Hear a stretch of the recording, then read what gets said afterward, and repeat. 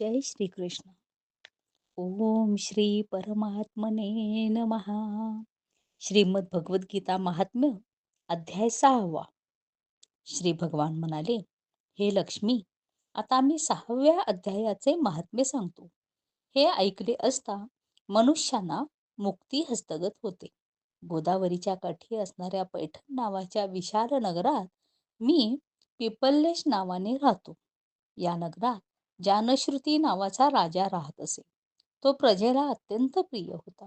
त्याचा पराक्रम सूर्यमंडळाच्या तेजासारखा प्रखर होता. दररोज तो करीत असलेल्या यज्ञाच्या धुराने स्वर्गातील नंदनवनातील कल्पवृक्ष काळे पडले होते. जणू राजाचा असामान्य दानशूरपणा पाहून ते लज्जित झाले होते. त्याच्या यज्ञातील पुरोडा खाण्यासाठी आसक्त असलेले देव पैठण सोडून बाहेर कोठेही जात नसत. तो राजा दान देताना जे पाणी सोडित असे तेच पाणी पराक्रमाचे तेज आणि यज्ञाचा धूर यांनी पुष्ट होऊन ढग होई आणि योग्य वेळी पृथ्वीवर पाऊस पडे. त्या राजाच्या राज्यात अतिवृष्टी, अनावृष्टी, उंदीर इत्यादी शेतीची नासाडी करणाऱ्या गोष्टी कोठेही नव्हत्या. उलट सर्वत्र उत्तम नीतीचा प्रचार प्रसार होता. तो राजा आड, विहीर, तलाव इत्यादी खोदण्याच्या मिशाने दररोज पृथ्वीमध्ये किती संपत्ती आहे हे पाहत असे. एकदा त्या राजाने दान, तप, यज्ञ आणि प्रजापालन यावर संतुष्ट होऊन स्वर्गातील देव त्यांना वर देण्यासाठी आले.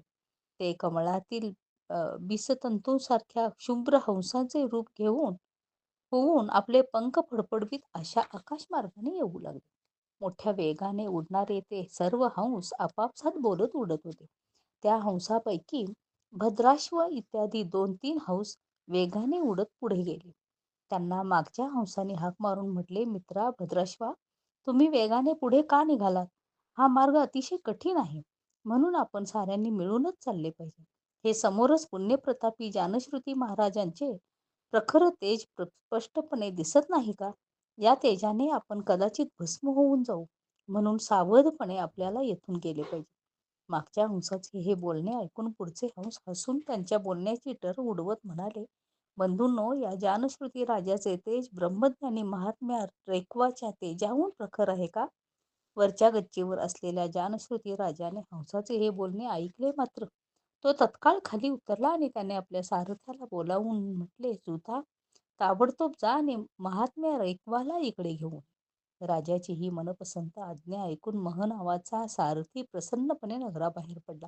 सर्वप्रथम तो मुक्तिदायिनी काशीला गेला, जेथे त्रैलोक्यनाथ भगवान विश्वनाथ मनुष्यांना तारक मंत्राचा उपदेश देऊन मुक्त करतात.